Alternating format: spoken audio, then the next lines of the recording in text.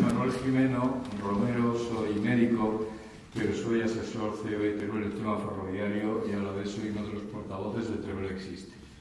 Yo como médico me siento muy a gusto hoy aquí porque he estado 6 años de mi vida en esta misma aula y yo quiero hacer un reconocimiento público a Rafael Gómez Luz, catedrático magnífico, excepcional, profesor que tuve en estas aulas. Dicho esto, yo creo que el problema fundamental que tenemos en la parte del corredor, aquí hay dos partes, una que es, como muy bien se ha dicho, Zaragoza-Cantábrico y otra es Zaragoza-Sagunto. El problema ha sido fundamentalmente político. Yo me alegro de que todo el mundo ahora estemos de acuerdo en que lo que hace falta aquí es lo que hace falta, es decir, la doble plataforma electrificada, otras prestaciones y uso mixto.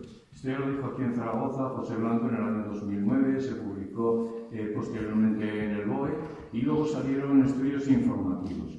Pero yo haría dos aclaraciones. La primera, aquí ha habido un problema muy importante y es que cuando se hizo el AVE Barcelona-Madrid, todas las capitales de provincia que estaban en relación con la alta velocidad deberían estar conectadas con lo que se denominaba una lanzadera. Huesca la ha tenido y Teruel no. ¿Por qué? Porque los dos tramos más conflictivos entre Carmental Ferreruel, Villarreal de Huelva, Cariñena, no se hicieron precisamente apoyándose en que como se iba a hacer el corredor con doble vía electrificada se quedó sin hacer. Y uno de ellos es el famoso tramo donde un tractor pues adelanta a un tren que puede ir a 200 km/h, aunque ahí está limitado a 160. Es decir, ¿qué nos encontramos? Esto es la alta velocidad de Zaragoza, en teoría 220 km/h. Y si andamos en la media son creo que 75 km/h, el tren más rápido que es un 599.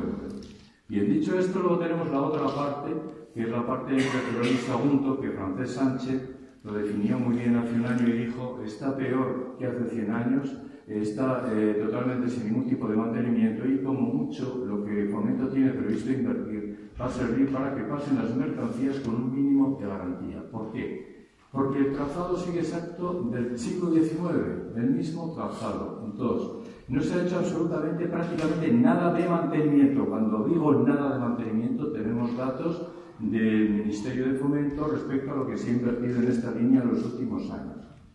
Y además tienen unos radios de curva que son impensables, es decir, que yo cuando decís que con 24 milésimas que tiene más pendiente que el puerto de Pajares. Pajares tiene 23 milésimas a la altura de Busdongo. En Teruel hay 30 kilómetros casi seguidos de Barracas hasta Navajas de 24 milésimas seguidas, con unas curvas diabólicas. Eso es insalvable para la máquina, para los maquinistas, como mucho 950 toneladas. ¿Pero qué ha ocurrido? ¿Qué ha ocurrido? Por eso digo, el problema es a nivel político. Cuando se tomó la decisión de hacer los estudios informativos del corredor entre Zaragoza y Sagunto, sí que de Zaragoza al Cantábrico se han hecho y se está haciendo como se tenía previsto hacer. Pero de Zaragoza a Sagunto no ha sido así. Y los estudios informativos entre Teruel y Sagunto y Teruel y Zaragoza han caducado. Pero no es que hayan caducado, es que si ahora dijera, vamos a ver, ¿a alguien se le ocurriría en su sano juicio que el tramo, por ejemplo, entre Valencia, Castellón y Tarragona, los estudios informativos caducaran y en 5 años nadie dijera qué ha pasado con los estudios informativos? Aquí ha ocurrido.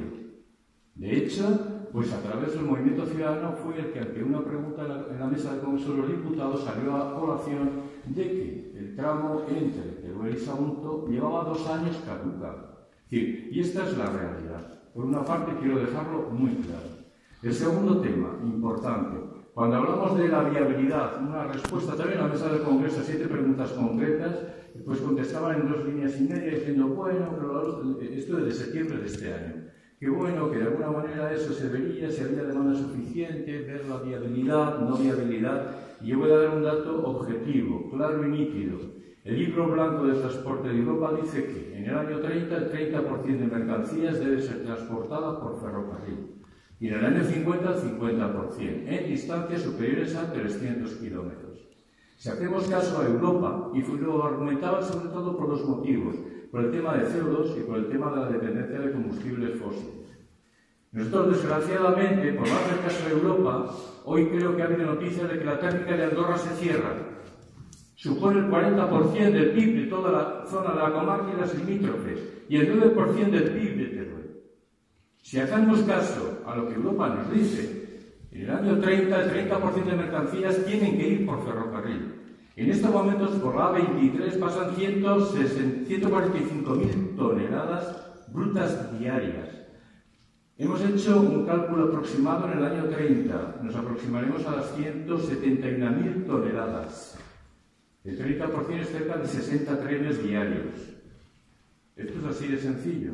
Y estamos haciendo además una encuesta en los camioneros para saber qué camiones van, cargados y cuáles no.